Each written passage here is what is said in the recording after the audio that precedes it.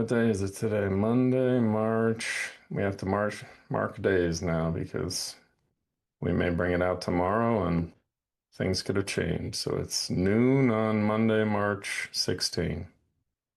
Yeah. And I thought we'd start with a little bit of Israel, US, Iran stuff. Mainly from the point of view of people who've spent time certainly paying close attention to Israel and all of the chaos that it, I think, mostly creates in the world. People tend to cast Israel as the one constantly reacting to all of these dangers all around it, and it just wants to be this little place in the Middle East just for Jews and Arabs all around it. They got all these places they can go, and we just want our little special place, right?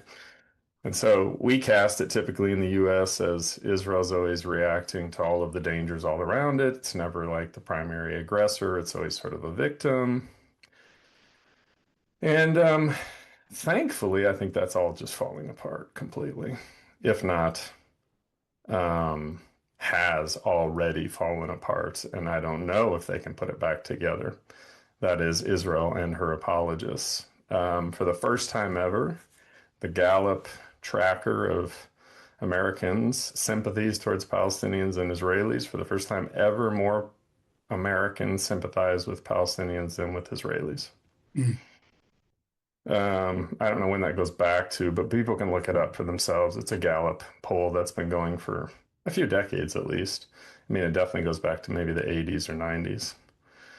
So that's a really big and unexpected shift. Um, that's just the impressions people have of Israelis and Palestinians in the United States, right? If anything, globally, it's probably much worse since we are Mm. Israel's biggest ally and defender and have been.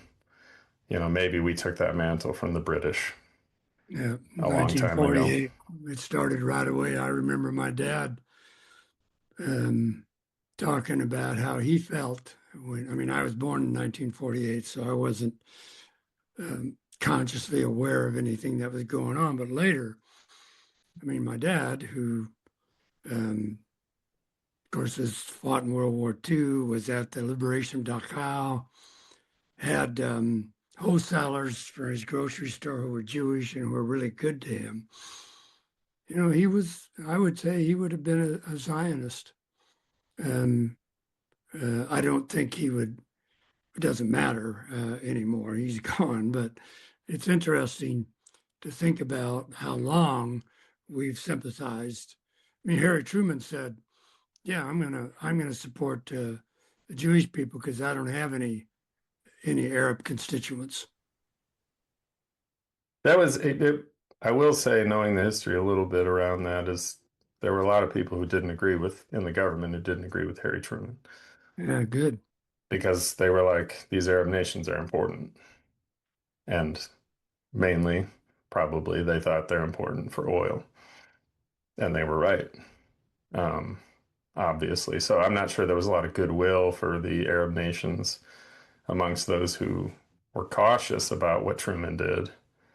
I think they mostly were just worried about American interests in the Middle East, but there were detractors to automatically hitching ourselves to Israel, but they didn't win out. And it's only got, I mean, we're probably in the worst stage ever for our support of Israel.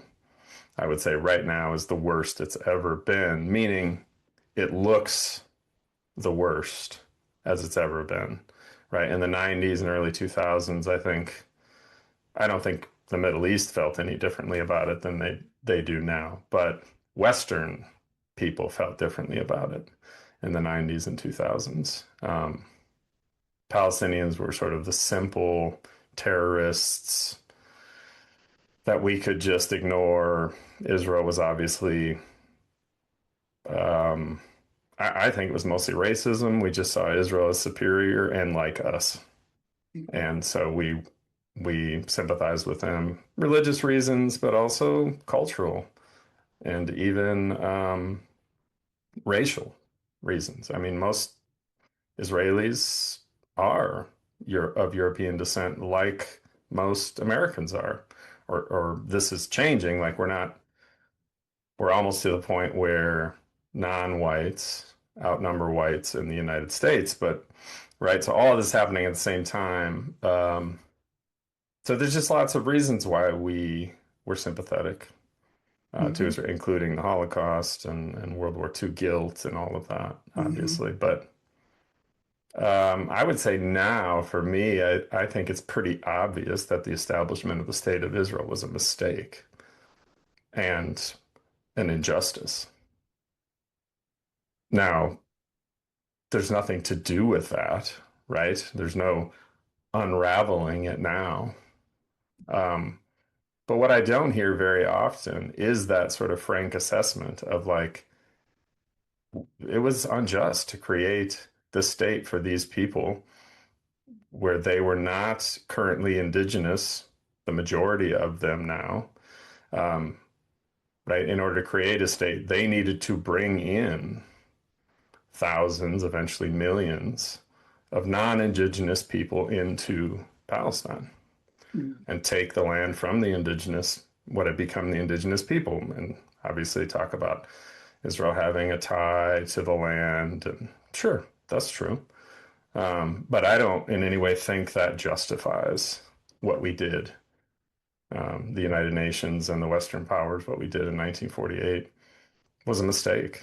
1947, really, 48 is when it became kind of all realized, or their independence was realized in 48.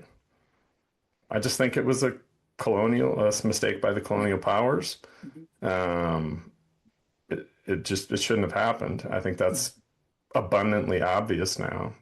And I think the concern was like, well, Jews won't be safe anywhere, they won't be accepted. But ultimately, they have not had trouble, right? That there's always anti-Semitism, seemingly, but now I would say what we're seeing now, I don't think really is anti-Semitism anymore. The attacks we're seeing, some are, many are not. They're just frustrations with a state that exists and brutalizes and terrorizes people and kills innocent people by the thousands, children by the thousands. And that's what people are mad about, and justifiably so. So, we get caught up in this. Does Israel have a right to exist? It doesn't matter. It's not an interesting question. They do exist. A question of should Israel have been established, I think is an interesting question. And I think the answer is obviously no. Um, and I think people are waking up to that. Right. I somebody texted me. I don't remember what day it was when there was the attack on the synagogue in In Detroit. Detroit. Yeah. Yeah, somebody texted me and they said, Marlon, they attacked a synagogue in Detroit, and I texted back, well, who's they? Well, Muslims, of course. Text back, was there more than one? No. So he attacked a synagogue in Detroit. Don't Hmm. lump all Muslims in that category. They didn't attack it, he did. Same thing in Virginia. One Hmm. individual um, went into a ROTC class and killed the instructor and all of that, but that's not all Muslims. That's an Yeah. I mean, individual. the only time we ever do this is when the perpetrator is somebody we already don't like, Yeah.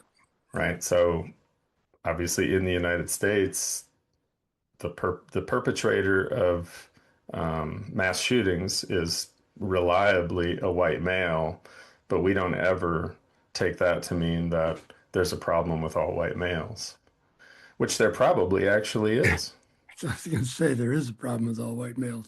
Yeah, in the United States, there is a problem with white Yeah. males, but that's the one place where we won't pathologize what one person did to be representative of a group, but we will pathologize it with Muslims, of course, And there's going to with be more. This minorities, isn't. of course. There's going to be more. But the gentleman who, or the man who attacked the synagogue, um, he was Lebanese, Mhm. um, Phoenician Arab, right? Um, he didn't. attacked that synagogue because he was anti-Semitic, or at least this is my view. He attacked that synagogue out of revenge. Of And course. it's a bad idea. I wish he wouldn't do it. It's a terrible thing to do. But his brother was killed by the IDF. And Israeli Defense Force. yeah, and there's evidence that he also lost other family members. Yeah, I think a So niece and he's, nephew as well, I think. yeah, Something yeah. like that. Yeah. So Yeah, again, his it's not about, I mean, he attacked that because it's a synagogue. It's connected to Israel because it's Jewish. I'm sorry he did it. It's a terrible thing. I'm not making any excuses for it, but we have to understand what's happening is not necessarily motivated by everything's not motivated by religion. mhm. Or by, whatever ethnicity, whatever the different Yeah, ways people want to understand being Jewish. Yeah, no, it's not principally about that. yeah. I Well, think, and also, yes, if you want to violently lash out at Israel because of the way in which it's killing innocent people all around the region, and I don't know how many countries now, five, six different countries, killing thousands of people. By this point, it's probably 100,000 if you include Gaza. Over the last 3 years, they probably killed 100,000 people in different countries, or we're dang close to that number. Um, yeah, some people are going to hate you enough and be angry enough to carry out violence. yeah, And when they're in the United States and they choose a synagogue as a representative of Israel, it's just not clear to me that that that equation is incorrect. It's not incorrect. Most likely that synagogue does support Israel. Most likely there are members of that synagogue who are Israeli citizens.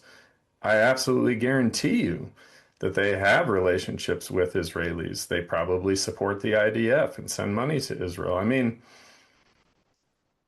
it's not an excuse to do that because there is no excuse to commit acts of violence against what are essentially innocent people.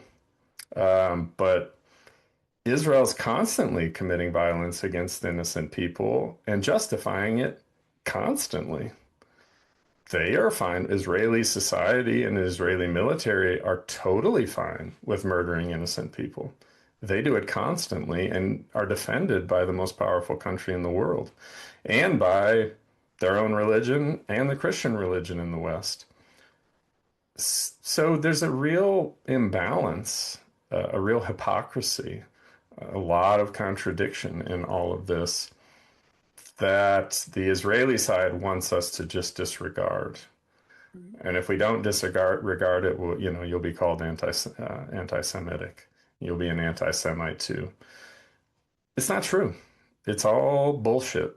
It's all cope for a state that is choosing to be a state that lives by the sword and doesn't care at all about who it kills. Just wants to clear out the region for their own yeah, dominance. yeah, that's it. That's right there. I couldn't say it any better. So um, there's a lot of back and forth on that Tomahawk missile that hit the girls at Hmm. school, right? And what's distressing me is What's this. interesting, there's no back and forth on the facts. No, no. You know what I mean? Well, Like there's not no, anymore. Not anymore. not, yeah, only people who are unwilling to acknowledge reality are still doing it, or who want to find a way to muddy the waters so they don't have to acknowledge that we did this. Which I would tell you, if it was Israel, they wouldn't even care. No. That's Well, I assumed it was Israel because it was happened I think in the first day, and I assumed it was Israel, and I thought like, well, they either did it on purpose or I guarantee you they don't care at all that those girls are dead. Israeli right. society doesn't care. We know this. I'm not trying to just be mean or slander them. I've watched them for 3 years, really longer than that. They don't care about those dead girls in that school. I'm sorry, they don't. And neither does our administration. They don't care. No. They don't. Right. They don't even Yeah. have, but they don't even have the guts to admit it, that we Right. were Well, I think, responsible for it. yeah, that's what I was going to say. I think one of the things that's bothering me is when I'm hearing friends want to, people always want to talk to us about these things because we have some connection there. Yeah. And when they're saying, well, we didn't mean to do it, Hmm. I can't imagine that we would intentionally target that school. I agree with that. I don't think we intentionally targeted that school either. Mm-mm. But what's bothering me is, in one sense, it doesn't matter whether we intentionally did it or not. A missile hit that school and killed a bunch of children, and we did it. And we aren't even willing to acknowledge we did it and apologize for it. Instead, we're excusing it by saying we didn't mean to do it. Now, a quick story. Oh, but we haven't fully admitted it. The president, No, the that's right. administration has not fully come out and said, yep, that was our bomb. We screwed up. We're not even to that point yet. And it's partially just because they know that if they can wait long enough, they maybe won't even have to. We'll just move on from it because what choice will we all have really? We just can't. We just can't imagine that we're this cruel. We can't imagine that we would do this. And again, it doesn't matter whether I don't believe we did it intentionally either. I believe we had bad intelligence, that we thought it was still a military base. That makes sense to me. Folks are saying we had old maps because Hagstaff fired half of the intelligence community who would have been able to update.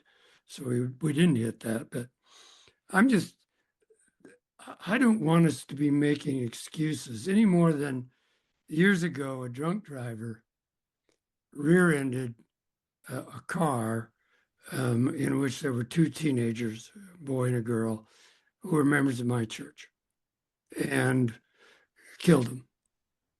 Okay. I was at the hearing when he apologized. He was sincere. He didn't mean to do it. It was an accident. He didn't do it on purpose. But there was nothing that he could say that was going to relieve the anger that those kids' parents had toward him. Mm. So, in one sense, it doesn't matter whether he meant to do it or not. He did it, and the result is lifetime pain for the families of those two. So I look at when people are making it, we didn't mean it. It doesn't matter whether we meant to do it or not. We did it, Hmm. and and parents had to literally take their children out piece by piece. The thing that I mean, the thing that I struggle with is like Israel did this nonstop for 2.5 years with our weapons. And now we're gonna clutch our pearls because we literally did it with our Tomahawk missiles. Now we're gonna find a conscience. It No, just, we aren't. it's all meaning.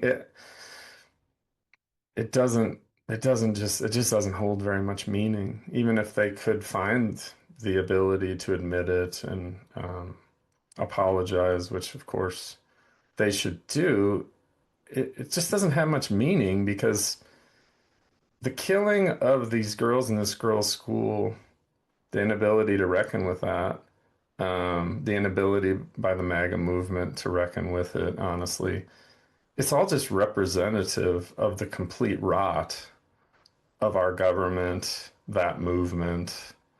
Um, and I don't know how far that rot really goes. It goes deep into evangelical Christianity in our country, of course. Of course. It so it's a fitting that the screwing up and the killing of innocent people, which we will continue to do and to allow and to think is good for some greater purpose, that is in our DNA as a country. We want to decide, we want to control, we want to dictate. all the time, Dominate. to Dominate. everyone all the time. That is a through line our whole history with better and worse administrations, essentially. I mean, Barack Obama was droning here, there, and everywhere. Nothing like we have now, much, much better. Um, but that's that's who we are. We're arrogant. Um, we're cruel when we think we need to be, when we're scared of something. Um, this is fitting, and it's only getting worse. The only difference between what happened in Iran and who we were prior to that is it just felt like we would give lip service to the fact that that's not who we are and we don't want to be that way. We've just done away with the lip service now.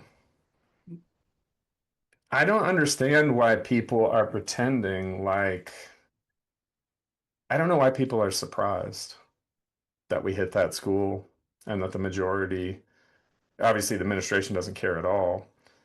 I don't know if the MAGA movement, the majority cares or No. not. I fear that they don't. That doesn't surprise me one bit. That's in keeping with what this has been for 10 years. Um, so I don't know. I don't look at it and think like, I think it's a huge tragedy, but I don't think it's one that betrays a hypocrisy about our nation at all. I don't think that at all. I think this is exactly who we are.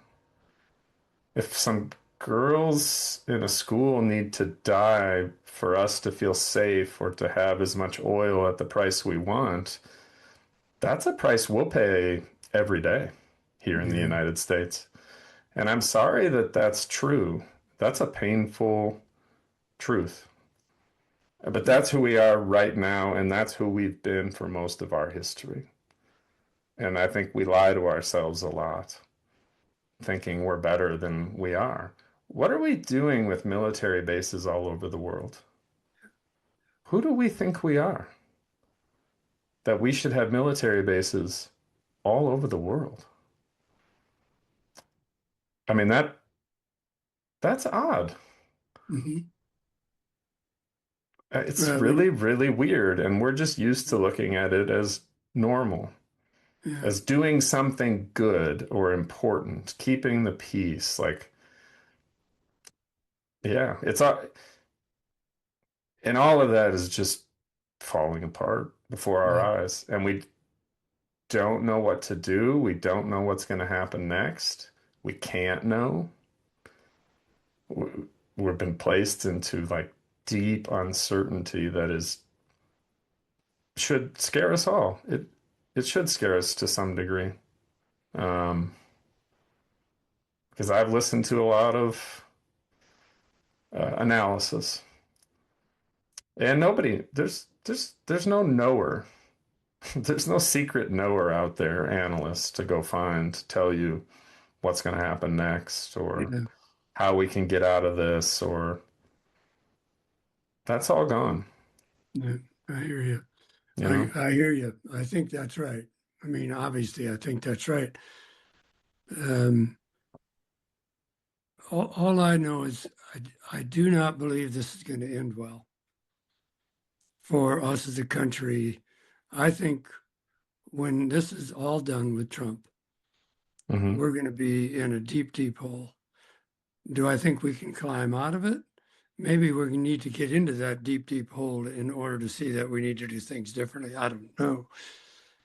It doesn't seem that humankind is able to find a way to settle conflict other than killing each other or by force or by power. And it's distressing that Hmm. we can't get people of goodwill together and say, you know what? We could have everything in Hmm. such a beautiful way if we just stopped killing each other. Just agree we're not going to kill each other and Well, I spend mean, that money on You could even run, um, you could go back to the 90s and, or even to the Obama years and say, if somebody had the guts to speak to Israel frankly and to tell Israel how it's going to be from the country that sustains Israel's existence, Iran would be totally isolated then, or it would have changed. Because if we had gone to Israel and said, like, all those West Bank settlements, you don't get to keep a damn one of them.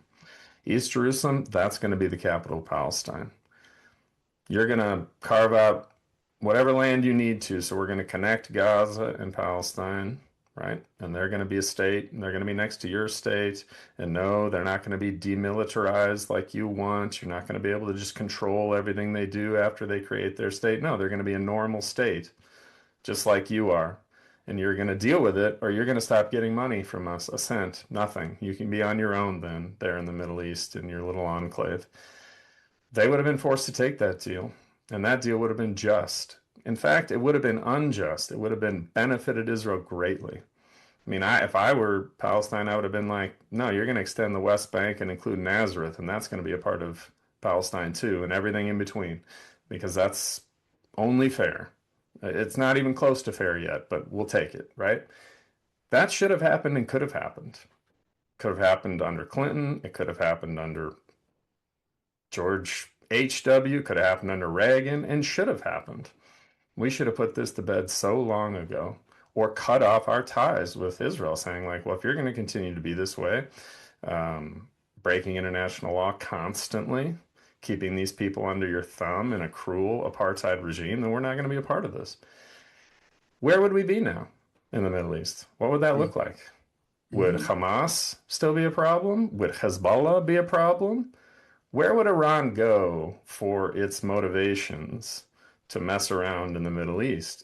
We would have taken that off the table for them. We would have said, like, well, you can't bitch about Palestine because we did as close to the right thing as we could have, given the circumstances, right? We gave them their freedom. We forced Israel to do it. We don't even think about that, the fact that we have responsibility for having not done that, for having allowed Israel to be this way for decades and decades. That's on us. But we don't take responsibility for that either. We don't say, like, part of the reason Iran's the problem is because we let Israel just run rampant in its evil, death dealing ways for decades. We didn't care. We actually thought they were right and that the Palestinians deserved everything they were getting. Like, we didn't do that. We let it go, and here we are. Yeah. And that's on us. That's on us. And we won't admit fault to that ever. We don't even, the fact that we had chances to solve this and didn't, and that's on us. You can't, I mean, there's not a senator you could find who would be like, oh, wow, you're right. Yeah, we are very responsible here. A few, maybe. A couple of Democrats, Chris Van Hollen, maybe. Yep. It's all Iran. Yep. It's Well, all Islam. yeah, and I fear people are, again, kind of enticed into becoming patriotic, and now we got to support our troops. They put boots on the ground. You're gonna see what I've seen in every war I've, except towards the end of the Vietnam, is the whole thing about pray for the troops. The best thing you can do is pray for the troops, support the troops, got to support the troops.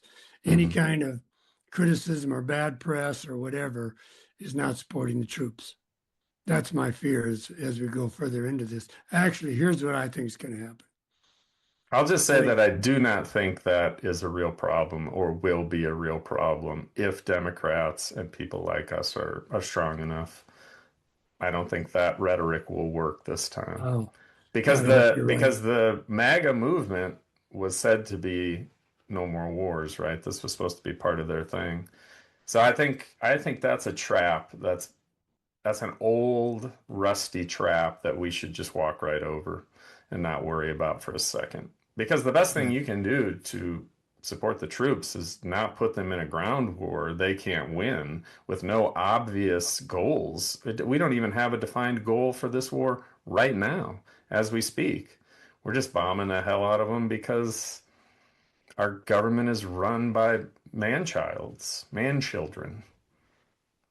This is obviously true. I mean, our government is so pathetic. Our leadership is Yeah. so bad. I don't even know. There's no hope for these folks. Right. Um, and you know, that's just a fact. Yeah. There's no hope for these Yeah. folks. There's no hope for this movement. It has to somehow fall apart, and people have to see through all the BS, and they have to see that all their fears over gender and the loss of religion and sexuality and their racism, they have to just some of that needs to be penetrated for what it is, which is just lies. Yeah. It's just all fake Yeah. to manipulate you. So really, so that because at the end of this, the one thing you can be sure of is Donald Trump will be extremely rich, as will be his family. Hmm. They already are. They've already made billions, and they'll continue to, and so will the tech lords who are, shamelessly sucking up to Donald Trump. And it's all it, the desire for power and money amongst these folks is insatiable, Clearly. clearly, you know. So I would say I am not going to fall for that. Like, you're not supporting the troops. Yeah, I think that's, like I said, I don't think that's going to be, I don't think that is a problem this time around. Yeah. They'll I'm attempt hearing. it, of course. They always, Yeah, try that's and what use I'm this saying. stuff. I'm hearing some of that. I have a concern about that because I've seen it so often go that way, right? Um, but the argument you just used about the best way to support our troops is not put them in harm's way. That was the argument towards the end of the Vietnam War when people were protesting and others Mhm. were saying, "You're not supporting the troops." And they were saying, "I'm trying to get the troops home. And if you were in Vietnam and you came back, what you were saying is bring them home." None of them wanted to be there anymore either. It wasn't like they had they had uh, a winning strategy that they knew. They knew exactly the opposite. Yeah, I mean, we talked about this. You said something about this to me one time. It's different. They're playing different games, finite and infinite. Yep. Iran, Vietnam, Yeah. Afghanistan, Yeah. they Yeah. all Yeah. play. Listen, the other thing is like, do you know how old Iranian culture is? This is another thing we just can't get through our heads. Do you know how, do you know what kind of time frame they're going to think on? You know what time frame China is thinking on versus Yeah. us? Yeah. Yeah.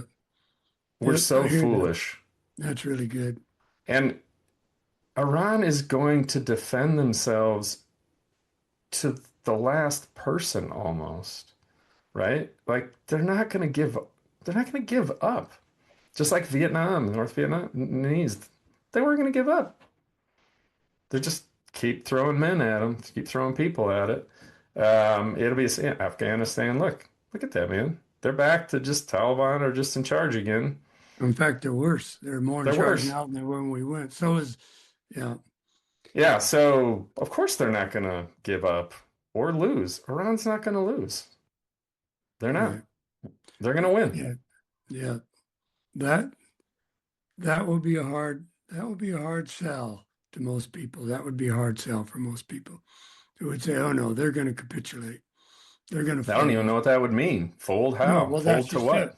Well, what would that mean? A ceasefire? A That would be ceasefire great. is a win for Iran. If we get a No, no, but ceasefire without a regime change, Iran's like, you guys are dumb.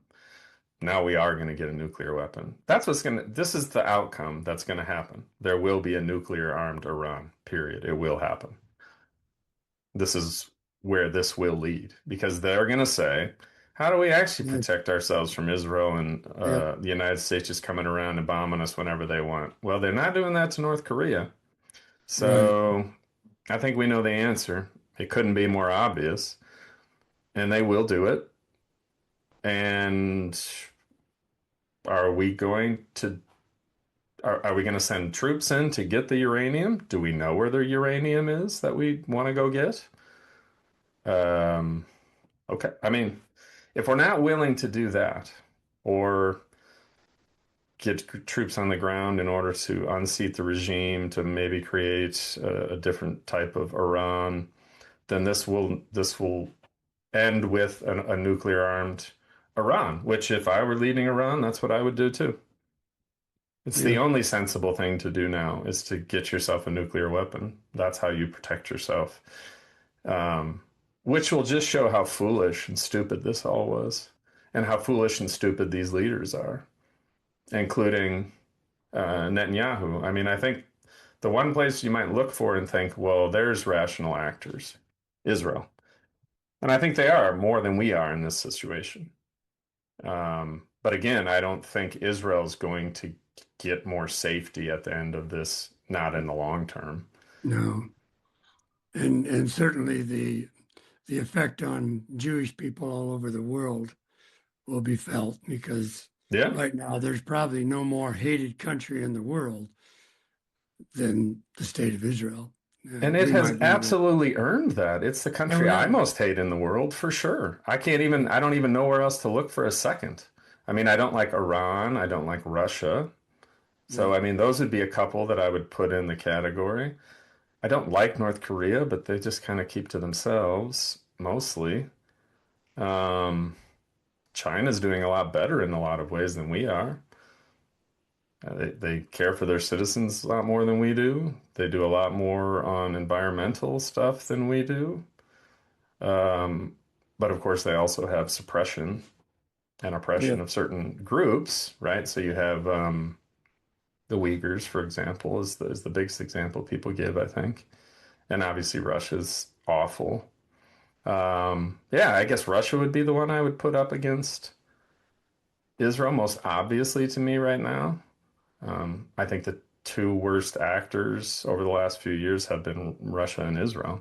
Yeah. And then the third uh, is probably maybe Iran, maybe.